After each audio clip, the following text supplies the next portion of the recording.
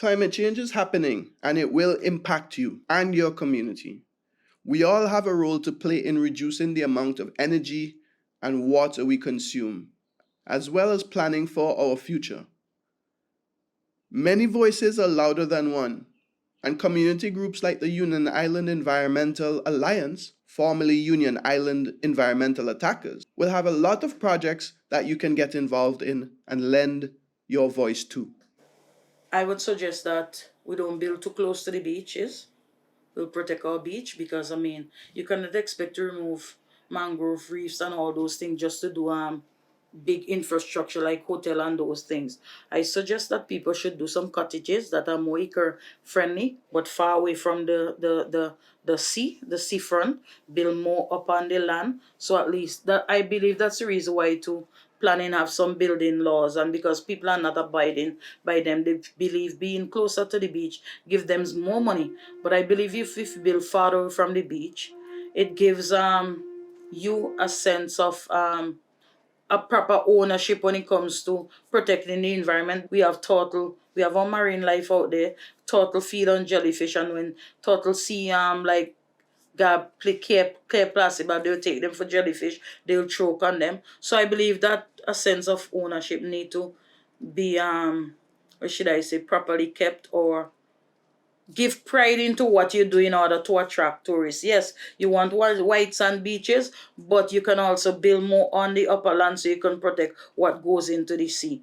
With less rain and higher temperatures, there will be more drought years and more erosion causing dry soil to end up in the sea. There are things you can do to encourage rainwater to soak into the soil. In the case of like Chatham Bay, where some of the lands are slope, you will more plant to anchor the topsoil, so at least the grass would be in place and you would not have much runoff into the sea. Like for instance, on slope land you plant vetiver grass.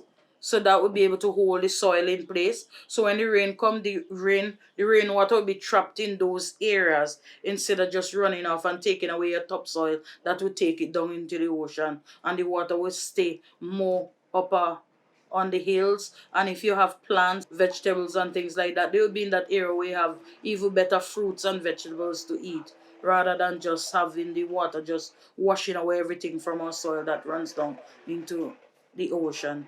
Plant and protect large trees, especially drought resistant species such as gumbalimba, white cedar, tamarind, and lucas, which also provide food sources for various wildlife species. Help restore the shrubs and forests by controlling where goats graze. Control grazing on hills and slopes. This is where the most erosion happens from surface runoff.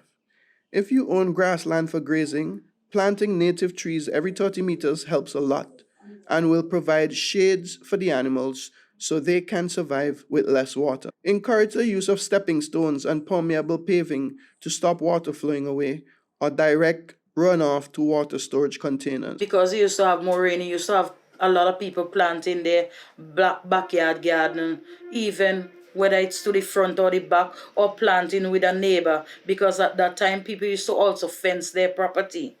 But time and season change, as they say, and we recognize that even in Union Island, climate change is right here in Union Island, because we notice that we are having shortage of rain and longer dry season.